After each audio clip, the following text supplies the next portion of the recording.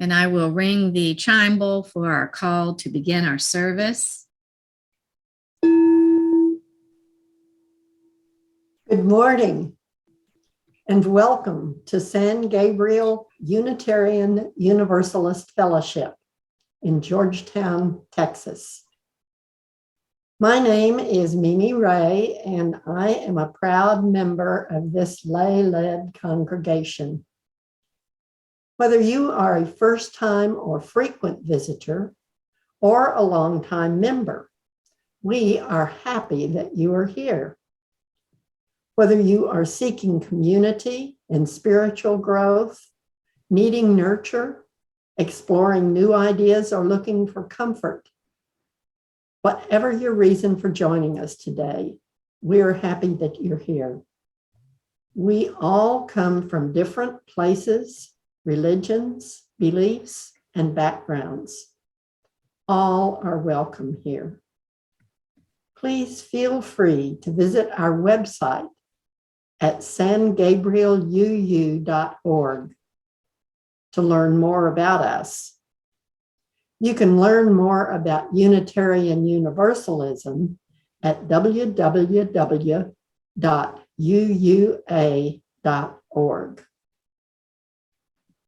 Our speaker this morning is musician, songwriter, preacher, performer, award-winning journalist, and six-time world pun champion, Steve Brooks. Steve, wave to the people.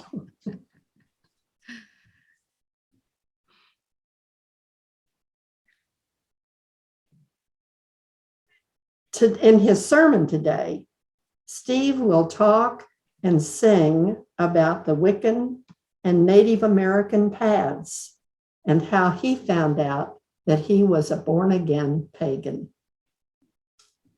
Our tradition is to begin our service by lighting a chalice. If you have a flame near you, please feel free to light it along with me. And I will light this chalice using the words of Dawn Fortune. We light this chalice as a member of our free faith. We light this chalice to remember the miracle of the oil that burned for 8 days. We light this chalice to mark the nights of midwinter. We light this chalice as we wait for the sun to return.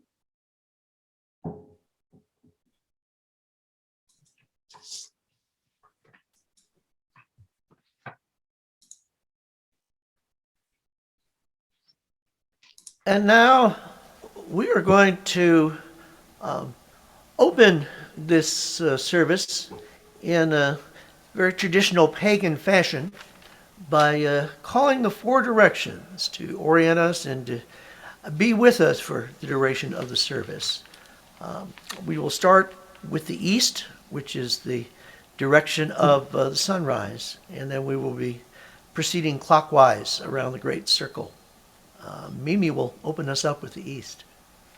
From the east, realm of light, I call the air. I summon the spirit of the wind at dawning and invoke you in the body of your creature, the great eagle. By her regal presence, grant us your infinite wisdom. From the south, realm of life, I call the fire. I summon the spirit of the sun at high noontide and invoke you in the body of your creature, the golden lion. By her powerful presence, grant us your infinite energy.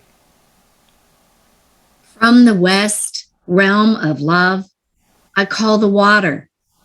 I summon the spirit of the evening tides and invoke you in the body of your creature, the great mighty whale. By his calm presence, grant us your infinite compassion. From the north, realm of law, I call the earth. I summon the spirit of the enduring mountains and invoke you in the body of your creature, the black bull.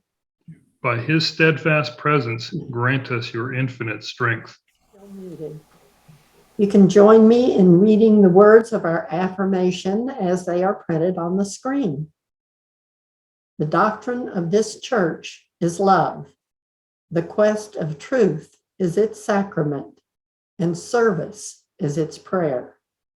To dwell together in peace, to seek knowledge in freedom, to serve humanity in fellowship, to the end that all souls shall grow in harmony with the divine. Thus do we covenant with each other. And now I think maybe Corinna has a story with us today. And Corinna, what can be in your wonder box, I wonder? Good morning, everyone.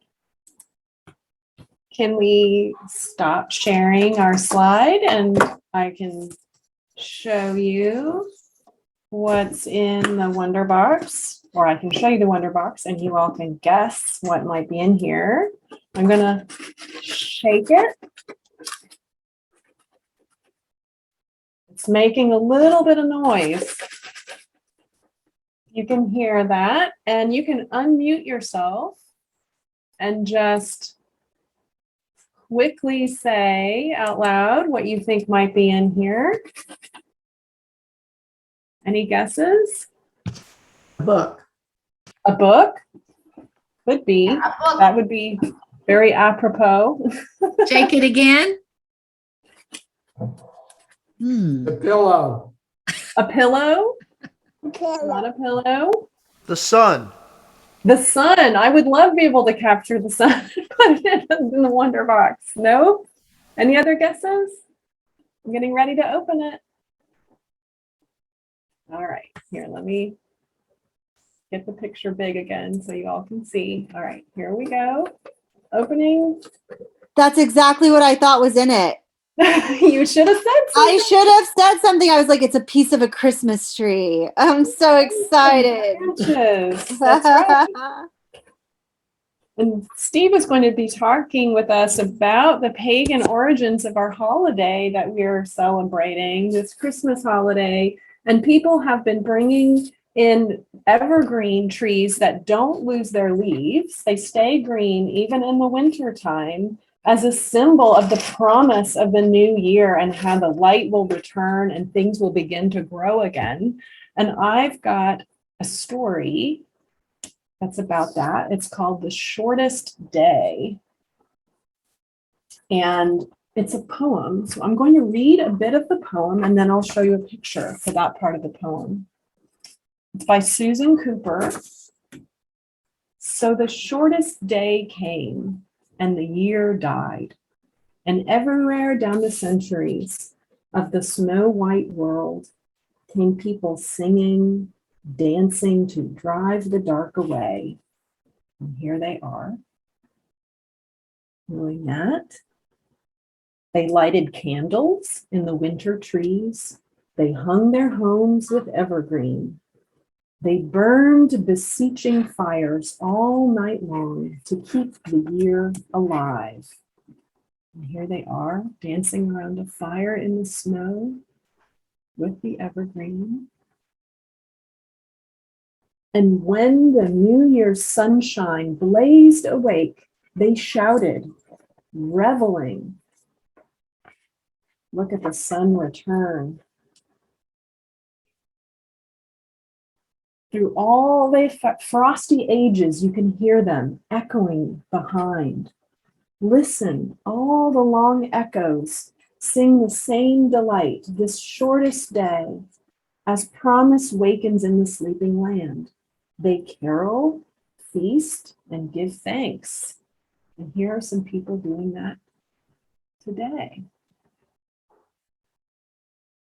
They dearly love their friends and hope for peace. And so do we here, now, this year, and every year. Welcome, Yule. And there they are, joyous. in the lengthening of the days again after the shortest day. So be thinking about that as you celebrate with a Christmas tree, that we are looking forward to a new year. Turn it back over to y'all.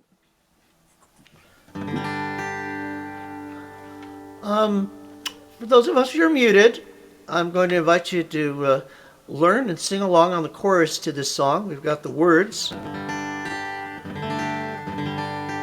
It's a pagan gospel song.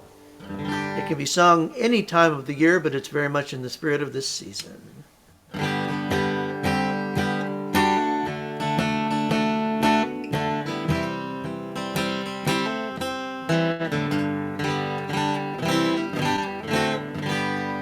I'm a born-again pagan, down deep in my soul. My church is the wildwood by the rivers that flow. Anywhere that I wander, on my mother, the earth, I'm a born-again pagan in the land of my birth.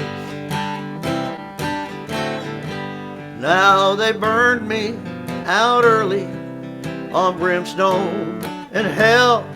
I could only believe in what I saw for myself. Then I walked in the desert, breathed cool mountain air. I felt something sacred, and it said me a prayer. Chorus. Now I'm a born-again pagan, down deep in my soul. My church is the wildwood by the rivers that flow. Anywhere that I wander, on my mother the earth, I'm a born-again pagan and the land of my birth. Now the wind is my hymnal, my choirs, the creek, hear the words of the gospel, where the eagle does preach. Hear Gabriel's trumpet in the call of the loon. See the Garden of Eden, where bluebonnets blue. 'Cause I'm a born-again pagan, down deep in my soul. My church is the wildwood by the rivers that flow. Anywhere that I wander, on my mother the earth, I'm a born-again pagan in the land of my birth. Now a god and a goddess have different names, but take off the makeup, they're one and the same. So Christians and pagans, if in love you believe, let us share this creation. Amen. Blessed be, 'cause I'm a born-again pagan, down deep in my soul. My church is wildwood, by the rivers that roll, anywhere that I wander, of my mother, the earth. I'm a born-again pagan in the land of my birth. Oh, come to the church in the wildwood. It's the land of my birth.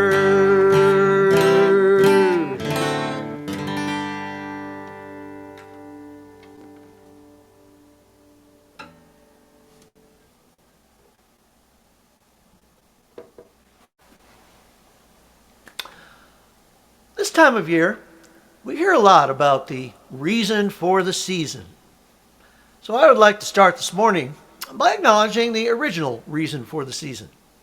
I would like to wish us all a happy winter solstice. This year, it will be occurring on Tuesday. So in the spirit of the many holidays that fill this season, I would like to talk about the religious tradition that started it all. For me, it started 62 years ago when I was born a pagan. I didn't know it at the time. It took me 25 years before I was born again. That was when I discovered that I had been a pagan all along. It is that way for many pagans. There's no conversion experience. No light shines down from the heavens. No goddess appears in flowing robes or black leather. What happens is like glancing sideways at a fuzzy picture and then having it suddenly snap into focus. For a long time, you've had puzzling experiences. They feel spiritual, but they don't fit into any dogma that you've ever been taught. Then one day, a strange book falls into your hands, or you stumble into some mysterious ritual, and the pieces of the puzzle fall into place. As one born-again pagan told the NPR reporter Margot Adler, "I always knew I had a religion. I just never knew it had a name." It's a pity that the name has gotten such a bum rap for, at least 2,000 years. Hear it, and the picture that springs to mind is somewhere between Cecil B. DeMille and spring break on South Padre Island. You can't help but mutter to yourself, "Godless pagans." Well, the truth is, pagans are not godless. In fact, pagans have more gods than anyone else. What's more, their gods are usually not jealous ones. You can be a born-again pagan and go right on being a Christian, a Muslim, or an atheist. No need to give up your old god. He just has to make room for a few more. Most pagans are polytheists, worshippers of multiple deities. The world's spiritual traditions are a Luby's buffet, and paganism invites us to nosh to our soul's content. You can squeeze Aphrodite, Shiva, Jesus, and white buffalo calf woman all onto the same altar. Now, if a pick-and-choose style of religion strikes you as shallow, you might reflect that newer faiths historically have always picked and chosen from older ones. As the oldest of all those old-time religions, paganism is like an underground river into which many traditions have tapped. For example, the Christian holiday of Christmas coincides with the winter solstice, the shortest day of the year. Christians celebrate it as the birth of the Son of God. But for our ancestral hunter-gatherers, it marked the rebirth of a different sun, the one in the sky. Among Germanic peoples, the holiday was known as Yule, derived from a word for wheel, as in the wheel of the year. Many of our most beloved Christmas traditions come out of Yule. A log was burned to encourage the sun to return. The rebirth of life was symbolized by plants that kept their leaves through the winter, as Karina was speaking. Branches of evergreens, hollies, and mistletoe. The blending of pagan influences into Christianity continues today, as people like Episcopal priest Matthew Fox integrate Celtic, African, and Native American rituals into a Christian liturgy she calls the Cosmic Mass. Then again, this eclectic spirituality might remind you of Unitarian Universalism. I became a UU in part because our movement is pagan-friendly. There are more than 100 chapters of CUPS, the Covenant of Unitarian Universalist Pagans. Our seventh principle celebrates the interdependent web of existence. Well, our sixth source is, I quote, spiritual teachings of Earth's conditions, which celebrate the sacred circle of life and instruct us to live in harmony with the rhythms of nature. As we'll see, that's a pretty good synopsis of what it means to be a born-again pagan. Paganism has something else in common with Unitarian Universalism. It's hard to pin down because it's not a theology or a creed. I'll be talking this morning about a few principles that pagans tend to share, but to me it's really more of an attitude. It's like a pair of 3D glasses that lets us look at God's creation from a different angle. I will argue that in these days of fire-breathing fundamentalism, it might be just the perspective we need to save religion from itself. And in these days of environmental crisis, it just might help us to save civilization from itself. That's because the core principle of pagans is the worship of nature. The original name takes us back to the Roman Empire, to the days when it was converting to Christianity. Or more precisely, the big cities were converting. Out in the boondocks, where most people were farmers, their gods and goddesses ruled over agriculture. They sanctified the cycles of the sun and the moon, which taught them when to sow and when to reap. In Latin, the word for country dweller was paganus, and the name stuck. Pagans have never found God inside a church. We find the sacred where a grove of trees points to the heavens, where a breeze blows and wildflowers dance. The divine is there for Jesus when he bids his disciples to consider the lilies of the field. It is there for St. Francis when he writes, "May thou be praised, my Lord, for our sister, Mother Earth, who sustains us and governs and produces various fruits with colored flowers and green plants." 800 years later, we hear strikingly similar words from the Lakota medicine man Black Elk. "Is not the sky a father, and the earth a mother? And are not all living things with feet or wings or roots their children, along with all the animals and birds and trees and grasses?" It was among the grasses of the prairie that I first tasted something like religion. I was raised skeptical of all supernatural beliefs. But as I began to discover the great outdoors, I began to experience a species of awe for which I did not have a name. When I was 21, I spent a summer in Black Elk's country, in the Black Hills of South Dakota. I inhaled the perfume of burning sage. I watched a band of horses dash across a mesa as the sun was dipping below the edge of the great circle. And to my secular surprise, I sensed a certain something, the ineffable presence of a great spirit. I let go of those memories as I returned to the big city and to the workaday grind. And then came February 2nd, 1985.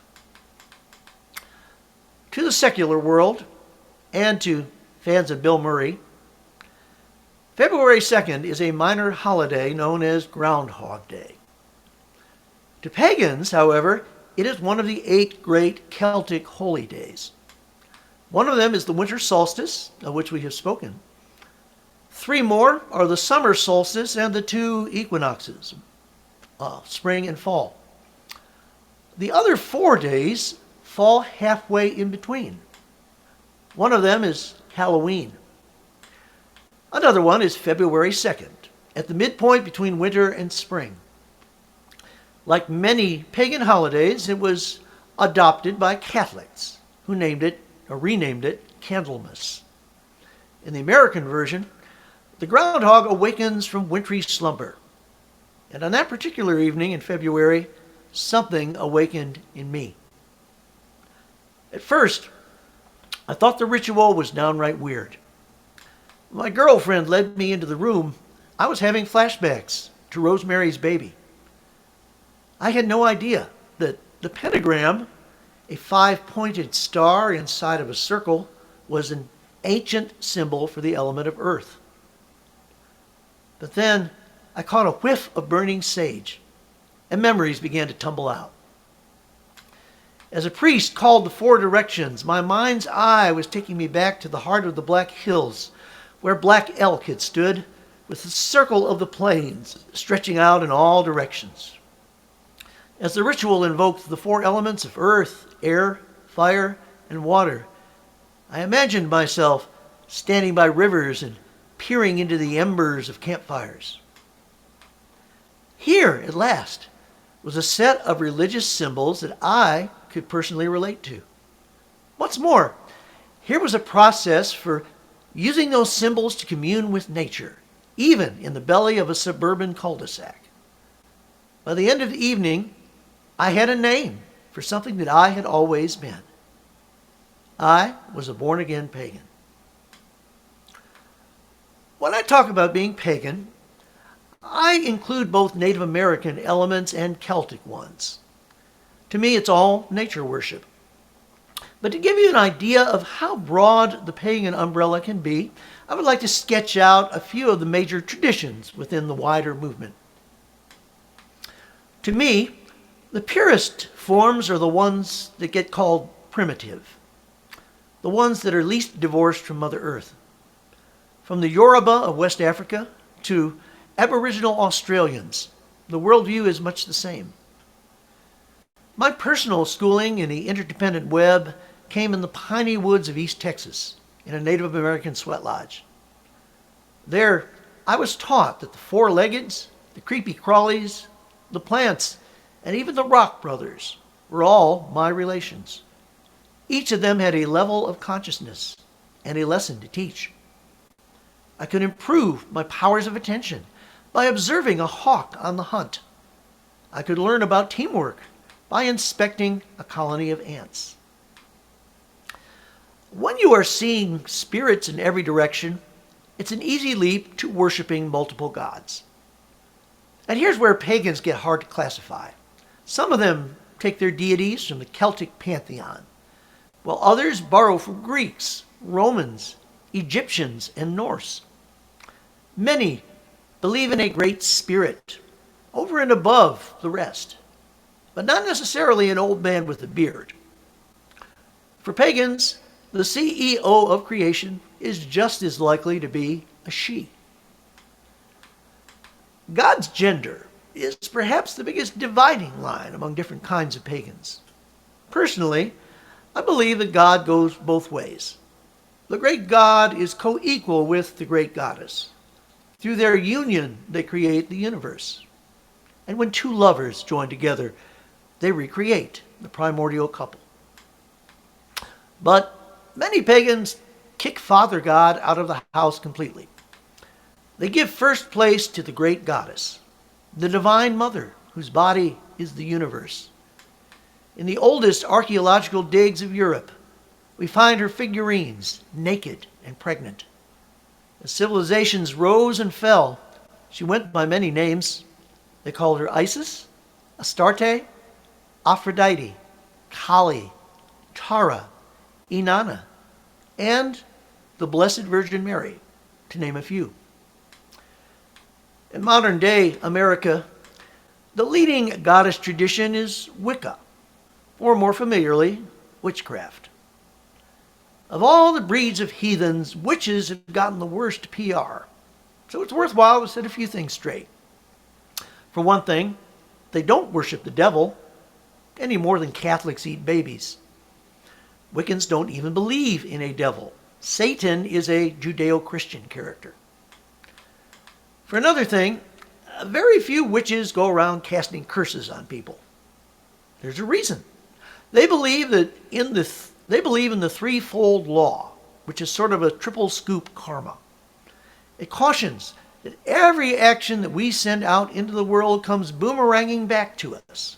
Not once, but 3 times over. So, you don't go casting a nasty spell on someone else unless you're really a masochist. What today's witches are actually doing, in my view, is reconstructing a European tradition of nature magic, one that got wiped out by the witch hunts of the 16th and 17th centuries. The Old English root of Wicca means to bend. And the aim for many Wiccans is to bend reality. They attempt to bend it by first bending their own minds, which they believe are invisibly connected to the forces of nature. A classic pagan definition of magic is the art of changing consciousness at will. For witches, techniques for altering consciousness are not so different from an old-fashioned Catholic Mass. They use incense and music, color and chanting to bypass the ego and to speak directly to the unconscious mind and to the heart. Of course, they will use other practices that you don't normally find in a church. Witches like to dance. Some do it naked. Some will visualize raising a cone of energy and shooting it off into the world at a target where healing is needed. Whether or not you believe literally in magic, such a ritual can have enormous emotional power.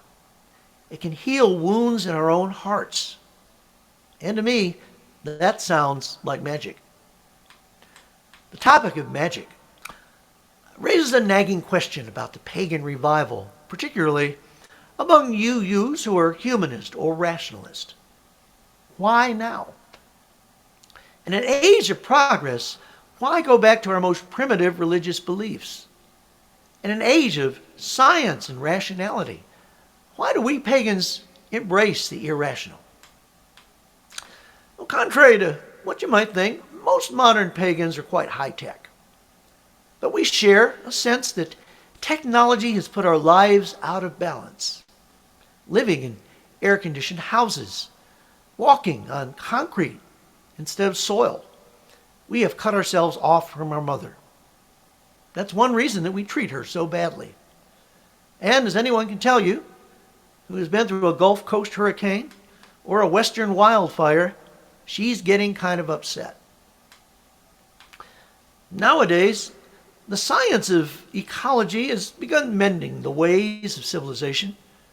Organic farming, green building, and renewable energy are making technology more sustainable. But paganism can add a spiritual dimension to all that. It's hard to clear-cut an old forest if you see the trees as your brothers and sisters. A deeper lesson, a spiritual ecology, is that when nature slides out of balance, so too does human nature. When our psyches tip too far to the rational side, people start doing very irrational things. They calculate just how much arsenic is safe to allow in their drinking water. They burn ever more fossil fuels while their cities are slipping steadily beneath the waves. Pagans offer us techniques to bring our conscious and unconscious minds back into balance. And they're techniques that have worked for thousands of years. In an age when insanity masquerades as reason, it may be that an ecstatic dance, a drum circle, or a sweat lodge is just what the witch doctor ordered. It's cheaper than therapy and a lot more fun. And fun is another thing that a pagan perspective can bring to mainstream religion. To creeds that are obsessed with guilt and sin, Pagans offer a refreshing message. Lighten up.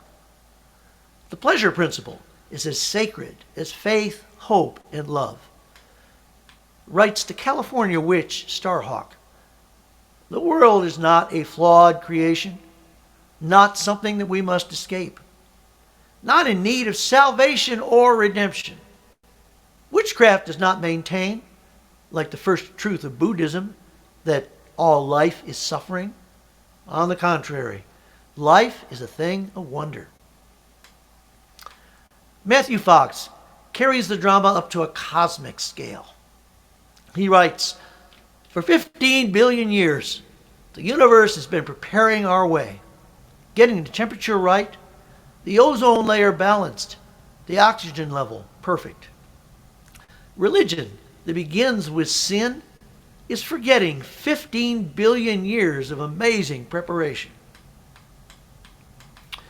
For a born-again pagan, the Garden of Eden is neither a myth nor a fragment of history. It is a living reality. It is our birthright.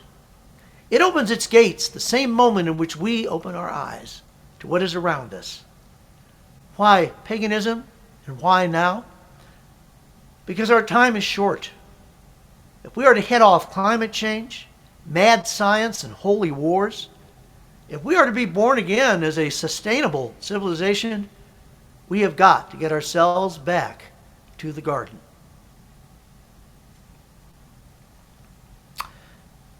And now, I would like to invite us all to join in on singing the hymn "Joy to the World," number 245 in our hymnal. Of course, the Unitarian version rewrites the original words a little bit, and I picked the two verses that have the most pagan content to them.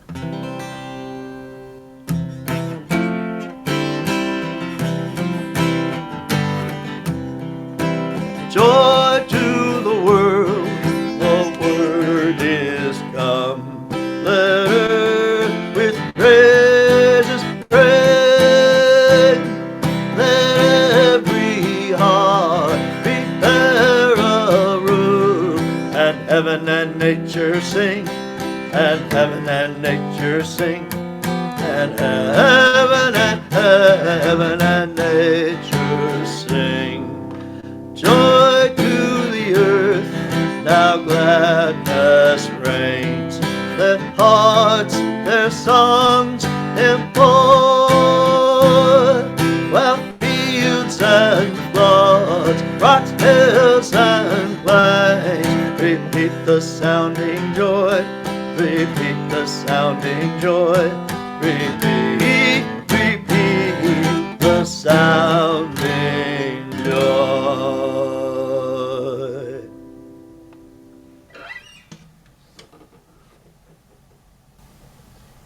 Thank you so much, Steve. And we thank all of you for your continued financial support and the support of your time and your talents. Your gifts help us keep our virtual doors open and enable us to open our real doors soon, we hope, so that we can see one another in person again.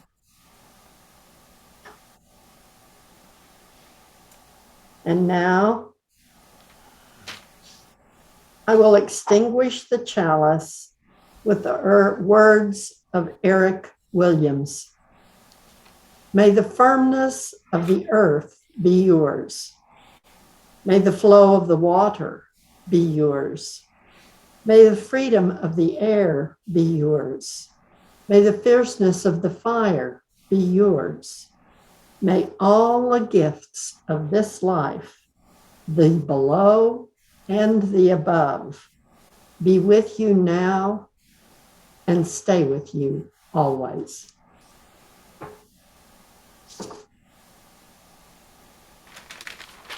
Thank you, Mimi. And now we will end our service by releasing the four directions. We will release the four directions in opposite order from the way in which we call them. We will begin with the north, and we will proceed counterclockwise around the circle till we have released the east. So, Rob, I will invite you to begin the releasing by releasing the direction of the north.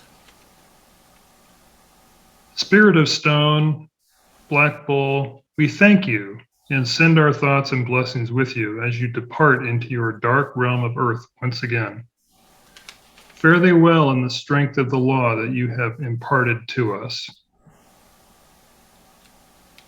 Spirit of the tides, mighty whale, we thank you and send our thoughts and blessings with you as you depart into the realm of water once again. Fare thee well in the compassion of love that you have imparted to us. Spirit of the sun, golden lion, we thank you and send thoughts and blessings with you as you depart into your red realm of fire once again. Fare thee well in the will to live a playful life that you have imparted to us. Spirit of the wind, great eagle, we thank you and send our thoughts and blessings with you as you depart into your clear realm of air once again. Fare thee well in the wisdom of the light that you have imparted to us. And Steve Brooks, thank you so much for telling us your story and inspiring us. And we hope we see you again soon. May I it hope to be see you in so. person soon. May it be so. So mote it be.